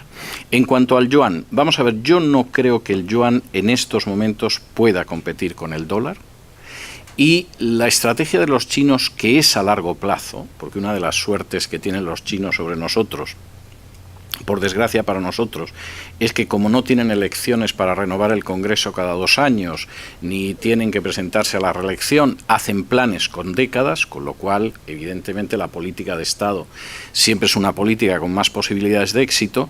Yo creo que a día de hoy ellos no están pensando en sustituir el dólar por el yuan. Están pensando en ir erosionando esa posición del dólar y en un momento determinado sustituirla por una canasta de monedas. Y evidentemente esto no es para ahora. O sea, vamos a ver, una de las inmensas ventajas que tiene China es que no es para ahora. Es decir, se pueden permitir hablar de los años 40 de este siglo. Eso no hay presidente que se lo pueda permitir en ningún país del mundo, ni siquiera con un sistema parlamentario que te pueden reelegir indefinidamente. Tercero, la cuestión de Obama. Hombre, no es igual la entrega de ayuda que liberar un dinero que no cobras, ¿eh? No es lo mismo. Que es el caso de Irán. Irán tenía unas cantidades que le tenían embargadas y que empezaban ahí. Yo no creo que Obama tuviera la menor simpatía por Irán. Es más, no creo que en el fondo nadie tenga simpatía por Irán. Pero en la zona el equilibrio se rompe al destrozar el fiel de la balanza, que era Irak. E Irak era el fiel de la balanza y Estados Unidos lo utilizó mucho tiempo. Es decir, alguien tiene que ver las fotografías de Rumsfeld y de Cheney con Saddam Hussein, encantados de estar con él cuando era nuestro son of bitch, por recordar a Roosevelt y lo que decía de Somoza. Y el problema es que ese punto de equilibrio, que era espantoso, si se quiere, para los iraquíes, pues en última instancia se ha roto. Y entonces tienes que ver cómo la bicicleta se sigue moviendo a pesar de que el manillar lo destrozaste, ¿no? Y entonces a ver cómo consigues no matarte. Y ahí Obama opta por una solución que a mi juicio es la menos mala. Es decir, la idea de que pueda prevalecer Irán o que pueda prevalecer Arabia Saudí, a mí personalmente me da absolutamente escalofríos. En el tema de Hispanoamérica, vamos a ver, yo creo que el tema de Hispanoamérica es que las administraciones han dado como muy seguro el control de Hispanoamérica, lo cual no hace falta que diga que ha sido una crasa equivocación, y en el caso de China están enterándose ahora de que los chinos se están apoderando de las materias primas de Hispanoamérica y además utilizan un sistema que es un sistema muy peligroso para nosotros, porque frente a la política norteamericana de yo llego a tu país e intento conseguir tus materias primas en las mejores condiciones, generalmente para mí, los chinos lo único que quieren es firmar contratos que son además, por regla general, muy beneficiosos para el país que tiene las materias primas y además le construyen gratis las infraestructuras. Con lo cual nos está haciendo un daño tremendo el que hasta hace 4 días nadie se haya dado cuenta de lo que es China. Y lo es en Perú, o sea, lo de Venezuela casi es lo de menos. O sea, lo es en Perú, lo es en México y lo es en Argentina y tiene un peso enorme porque además yo te regalo el aeropuerto, el puente, los túneles, las autopistas, lo que tú necesites, nosotros te lo regalamos. Eso nos hace un tremendo daño. Y en Hispanoamérica hemos hablado de 2 décadas de errores en Oriente Medio, pero llevamos 2 décadas de errores en Hispanoamérica. Hemos olvidado que Hispanoamérica es estratégica. A mi juicio más importante que Oriente Medio, pero en fin, esto es discutible. Okay, profesor Fleischmann. El micrófono está un poco corto. Voy a responder algunas de las preguntas bien rápido. El tema de Jerusalén. La embajada está ubicada en Jerusalén Occidental. O sea que se puede... no implica de que no pueda haber un acuerdo con respecto a una negociación de Jerusalén Oriental y dársela como capital a un Estado palestino. Yo personalmente pienso que sí que fue algo bueno que hizo el presidente Trump. Por una simple razón. Después de que Israel le dio concesiones, incluyendo la división de Jerusalén, en el año 2000, estalla una rebelión donde lo que se trasluce es simplemente una sociedad palestina que está totalmente incapacitada de poder generar lo que llama el monopolio de la violencia. O sea, de poder controlar a su gente. En este momento, si no hay una guerra civil en este momento dentro de Palestina, ¿verdad?, es gracias a la cooperación de seguridad entre los palestinos e Israel. Eso parece como irónico, pero si Abbas todavía está vivo ahí, es gracias a la cooperación de seguridad con Israel. Ahora, ¿a qué me refiero con que yo apoyo a Jerusalén? Simplemente porque hasta ahora no importa si Jerusalén fue declarada capital o no capital. El tema de la paz no va a ninguna parte y no está lo suficientemente apoyada tampoco por países árabes. Entonces, un paso así podría aplicar un poquito más de presión, pero en este momento el conflicto israelí-palestino es marginal en relación a los problemas que existen, particularmente los problemas de legitimidad interna que yo ya mencioné en los países árabes. O sea, el conflicto israelí-palestino en este momento está suspendido. El plan de Trump todavía no sabemos exactamente qué es lo que es, pero tampoco le auguro demasiado. No me parece que va a llegar a demasiado. Hay que ser más creativo para pensar en qué tipo de paz podría tener éxito. El tema de China, el tema de Irán nuclear, y termino con eso la idea de que Irán es un país subversivo, incluso si no hubiese tenido el colapso de Irak, hubiese tenido el colapso de Siria, que ya lo tiene, y en este momento Irán tiene muchísima influencia en Siria. O sea, Irán es una fuerza subversiva importante que genera desestabilización, incluyendo en Yemen. Yo estoy de acuerdo con que los sauditas no son nada mejor, pero reconozco una cosa. Antes del escándalo Khashoggi, el príncipe saudita se mostraba como una persona mucho más progresista en muchas cosas, incluyendo, por ejemplo, un nuevo plan económico que tenía, incluyendo incluso hablar de paz con Israel. Incluso llegó, como lo dijo Mariano en su presentación inicial. A mí realmente este setback en este momento que está teniendo Arabia Saudita realmente me da pena que eso haya pasado, y lamentablemente a este príncipe se le subieron los humos de la cabeza y hizo lo que hizo con Khashoggi y otras cosas más. Pero igual, pese aún, no comparo a Arabia Saudita con Irán. Yo pienso que Irán es una fuerza subversiva y mucho más activamente desestabilizadora que Arabia Saudita. Arabia Saudita está medio a la defensa en este momento. Ahora, en cuanto a China, mi pregunta es la siguiente: ¿cómo se puede parar un país que está creciendo comercialmente, y más cuando nuestra ideología es justamente una ideología donde el comercio es algo legítimo? China nos está ganando en la competencia, China nos está ganando a nivel económico, como Publix le gana a otro supermercado, ¿verdad? Hago el paralelo. el arma más importante que nosotros tenemos es la democracia. O sea, promover la democracia, incluso en aquellos países donde nosotros pensamos que la cultura no, ¿verdad? En este momento todos estos países antidemocráticos y dictatoriales se están yendo o del lado de China o del lado de Rusia o ambos.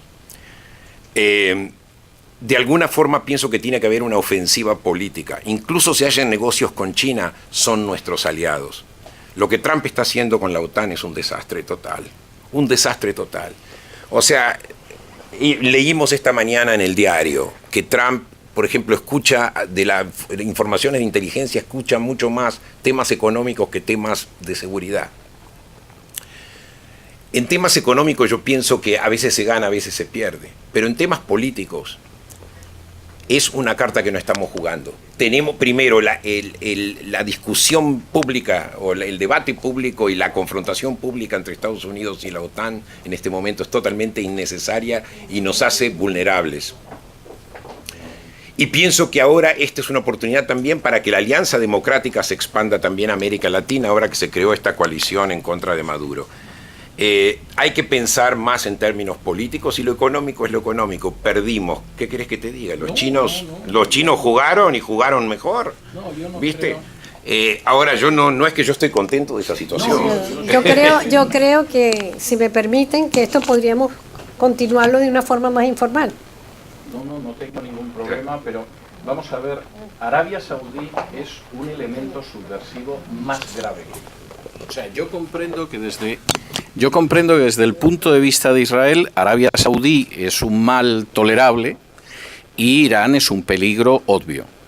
Pero en el momento en el que salimos de los intereses nacionales de Israel, que son absolutamente legítimos, Arabia Saudí es mucho peor. Los atentados islámicos que se han producido en Europa son todos derivados de grupos financiados por Arabia Saudí, no por Irán.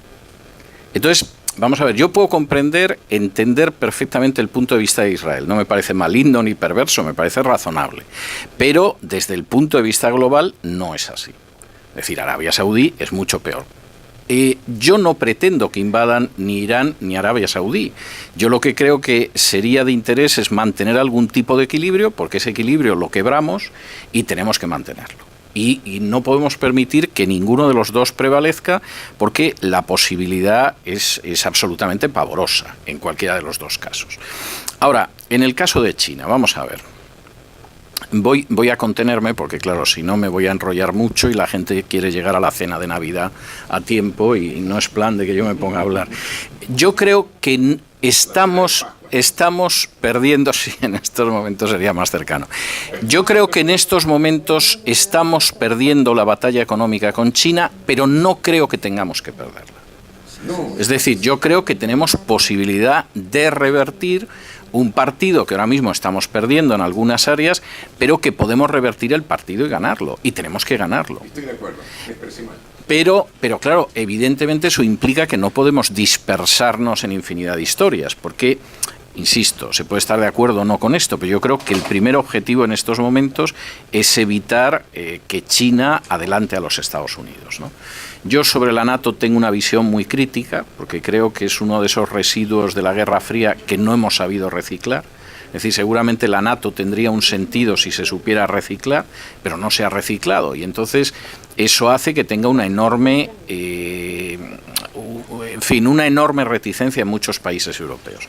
Ahora, en cualquiera de los casos, si hay una organización que sustituye o si es la NATO, vamos a ver, yo creo que los europeos tienen que pagar. Tienen que pagar. Y yo esto lo tengo muy claro. Es decir, yo comprendo que posiblemente si Estados Unidos no paga más, va a haber europeos que van a decir que no les interesa. Pues habrá que llegar a un punto de equilibrio, pero lo que no puede ser es que el peso económico de la NATO lo tenga encima Estados Unidos. Es que es injusto. Entonces, a lo mejor seguramente Estados Unidos va a tener que seguir teniendo más peso que nadie. Bueno, pues a lo mejor no hay otro remedio, pero lo que no puede ser es que exista la desproporción que hay. Es que, vamos a ver, lo que Estados Unidos se gasta en la NATO solo en la Europa del Este, o sea, no estoy hablando del Mediterráneo, del norte de Europa, etcétera, solo en la Europa del Este, es más de 10 veces lo que se gasta Rusia en todo el planeta. Es injusto que mantengamos ese gasto. A lo mejor no nos queda más remedio que mantener la mayoría, pero los europeos tienen que rascarse el bolsillo. Bueno, ¿Tú nos vas a disolver? sí, absolutamente, absolutamente. Quería agradecer a los tres panelistas y a ustedes por habernos acompañado y saludemos a los tres panelistas con un aplauso, por favor.